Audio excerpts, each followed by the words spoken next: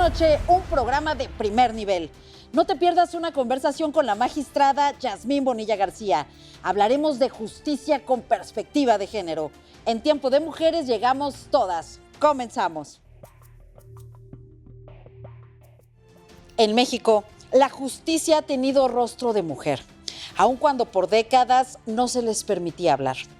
Hoy, esa voz ya está en los tribunales, en las fiscalías y en las salas donde se deciden los derechos.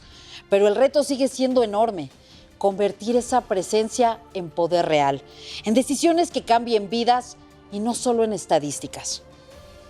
La justicia con perspectiva de género es una exigencia democrática. Significa mirar a las mujeres no como víctimas, sino como sujetas de derecho. Significa investigar sin prejuicios, juzgar con empatía y resolver con valentía, porque cada sentencia mal hecha es una nueva forma de violencia. El futuro de la justicia depende de quienes tengan el valor de nombrar las desigualdades y de corregirlas con la ley en la mano y la verdad en la voz, porque cuando la justicia llega para una, se fortalece para todas. Yasmín Bonilla García es licenciada en Derecho. Tiene una maestría en Derechos Humanos y Democracia en la Facultad Latinoamericana de Ciencias Sociales, Flaxo, y un doctorado en Derecho por la Universidad Panamericana. Cuenta con una amplia experiencia en el Poder Judicial con 2 décadas de trabajo. Fue candidata a ministra de la Suprema Corte de Justicia de la Nación. Actualmente es magistrada de circuito en materia administrativa. Yasmín, bienvenida a Su Voz, Su Tiempo. Muchas gracias por regresar a este foro. Clau, muchísimas gracias por la invitación nuevamente. Para mí es un placer compartir contigo. Es muy importante que mujeres como tú, como algunas de tus colegas, juezas, magistradas, ministras, puedan hablar con el público directamente, puedan poner ejemplos y sobre todo puedan explicarles cuáles son sus derechos. ¿Qué piensas de la importancia de la creciente participación de las mujeres en la justicia en México? Mira, por primera vez se ha criticado mucho el tema de, yo ya no la llamo reforma judicial porque ya está en la Constitución, ya es lo que está vigente. Se ha criticado mucho y es una realidad que incluso a mí me duele porque muchas amigas mías, juezas y magistradas, ya dejaron de ocupar los cargos y duele.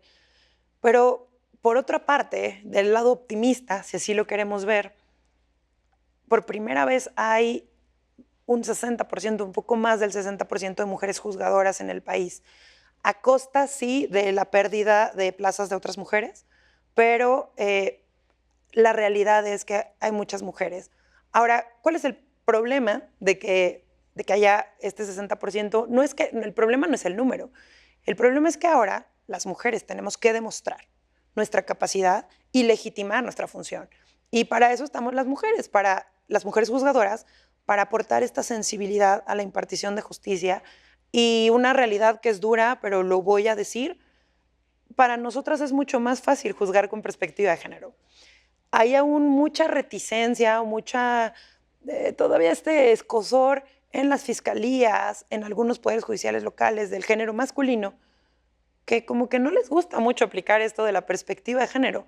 Y ahora es nuestra labor hacer que esto de que llegamos todas, este lema de llegamos todas, no sean palabras vacías y darles contenido para trabajar en favor de las mujeres y sobre todo las infancias. En 200 años de la Suprema Corte solo habíamos visto la llegada de 15 mujeres contra 500 ministros de la Suprema Corte. Entonces, qué importante este avance de las mujeres en la justicia mexicana.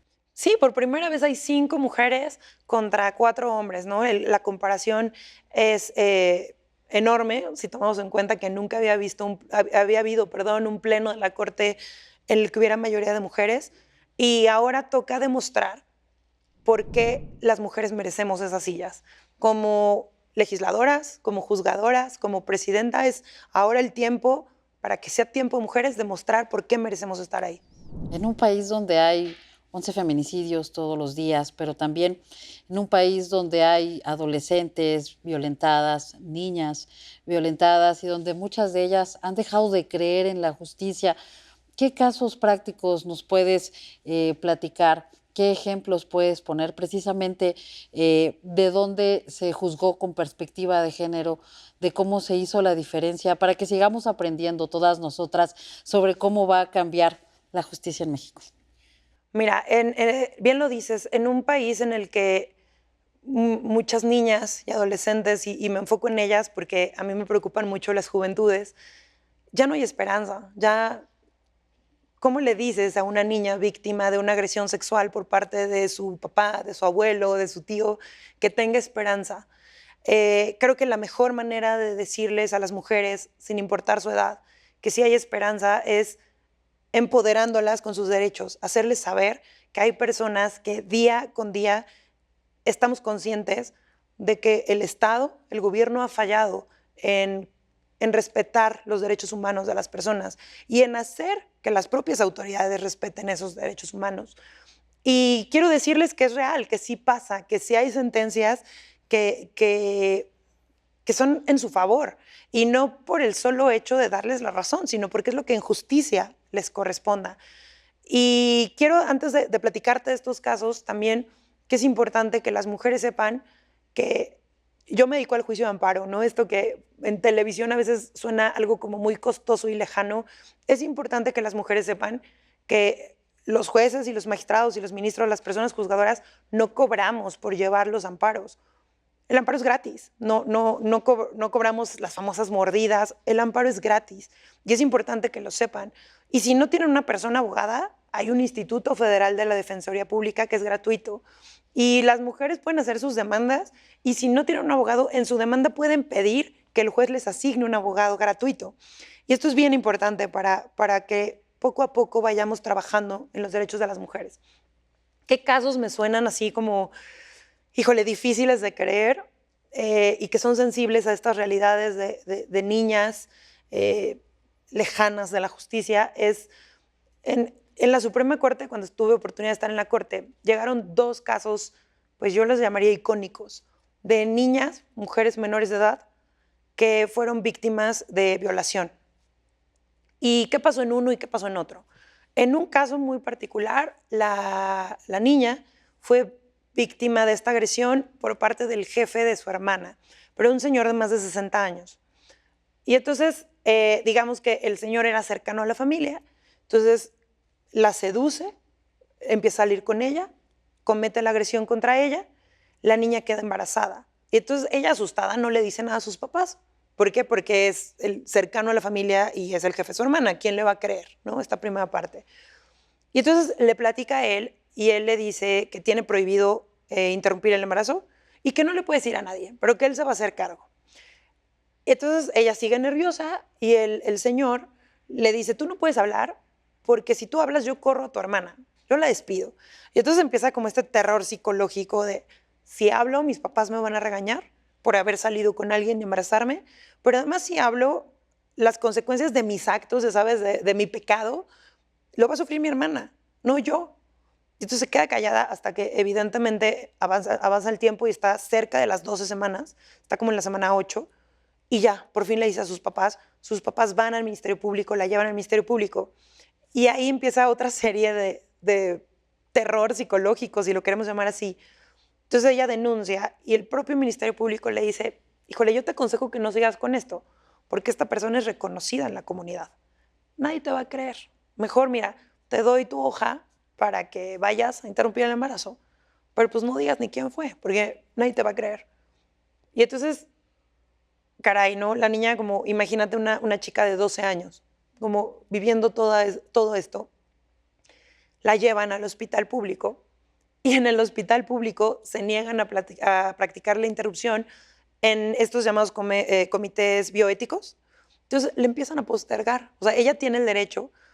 Y ahora a esto le sumas que es una niña que decía que en su familia son católicos. Y entonces en sus declaraciones dice que en su familia es pecado interrumpir el embarazo, que ella no lo quiere interrumpir en un momento. Pero después en el hospital le informan que su bebé tiene una malformación genética y que corre el riesgo de no vivir más de un mes. Y entonces ahí cambia de opinión y dice, bueno, sí quiero ejercer la opción, ¿no?, de interrumpir el embarazo. Y el comité bioético hace todo para que no lo pueda interrumpir. Estamos hablando de una niña que se está acercando a las 11 semanas y no logra interrumpir el embarazo, pese a que es su derecho. ¿Y por qué digo que es su derecho? Porque la ley lo permite. Hay una ley en México que se llama Norma Oficial Mexicana, que regula el procedimiento que tienen que seguir todas las autoridades para garantizar que no pase esto. ¿Qué fue lo que tuvo que pasar? La encuentra una asociación civil, una organización no gubernamental. Los papás la buscan esta asociación, la sacan del hospital y la traen a la Ciudad de México para interrumpir el embarazo. Esto te estoy hablando que ocurrió en el estado de Morelos. Y entonces logra interrumpir el embarazo aquí y se va a un juicio de amparo, estos famosos juicios de amparo, en el que reclama la omisión tanto del Ministerio Público como del hospital de seguir los protocolos que la normatividad exige. Para no contarme tantas cosas técnicas, el asunto llega a la Corte y finalmente en la Corte se dice, oye, todos estos protocolos están hechos para garantizar que las mujeres no se revictimicen, que este concepto de revictimización es no la vuelvas a hacer pasar por lo que ya pasó. O sea, como suficiente grave es una violación para que además en todo el procedimiento no la acompañes para hacer efectivos sus derechos. Son caminos tortuosos, pero además estamos llegando al final del programa, pero me encantaría que nos pongas el ejemplo de este segundo caso para cerrar y por supuesto queda la puerta abierta para que continúes regresando a este foro y que nos sigas platicando estos casos específicos, porque muchas personas a lo largo y ancho del país, sobre todo muchas mujeres, podrían estar escuchando y lamentablemente identificarse con estos casos y que sepan que pueden exigir justicia. El segundo caso es también muy interesante y también tiene que ver con una chica que es víctima de violación. Aquí sí va al Ministerio Público y el Ministerio Público le da la autorización, el papelito, digamos, que necesitaba para ir a la institución pública. Esto sucede en el estado de Oaxaca, pero llega al hospital y el hospital está en huelga. Y entonces le dicen, no te podemos atender porque estamos en huelga. Y ella está igual cerca de las 12 semanas. Entonces aquí lo que se tuvo que analizar en la Corte es hasta dónde, digamos, este derecho de huelga puede hacer que se impida que la menor acceda a su derecho. Y entonces aquí algo que yo aprendí, porque no lo sabía, era el derecho a huelga en las instituciones de medicina solamente pueden salir del estado de huelga cuando se trata de una urgencia o una emergencia médica. La diferencia entre una y otra es, una se trata de que si está comprometida la vida de la persona o que esté comprometida la salud de un órgano. En este caso, cuando se trata de una interrupción del embarazo, pues no está comprometida la vida ni la salud de un órgano, visto por encima. Y entonces lo que decían los médicos es que casi que si no llega desangrándose, para nosotros no es una emergencia ni una urgencia. Si estuviera en esas condiciones, la atenderíamos. Aquí el tema fue explicar que jurídicamente sí se trata de un tema de atención urgente, porque si pasan las 12 semanas, además de que comprometes la vida, está fuera de la normativa. Entonces, otra vez es el caso de explicarle a las autoridades la necesidad de atender estos casos de manera urgente, porque además de que se trata una menor de edad, es mujer, el estigma social que puede tener y nuevamente el proceso de revictimización. Suficiente, terrible fue para esta chica haber sido víctima de una agresión sexual, quedar embarazada y que además cuando te dicen por fin a dónde te pueden atender, no te atienden. Pasó lo mismo. Esta misma asociación civil la recupera del estado de Oaxaca, la trae a la Ciudad de México, en la Ciudad de México logra interrumpir el embarazo.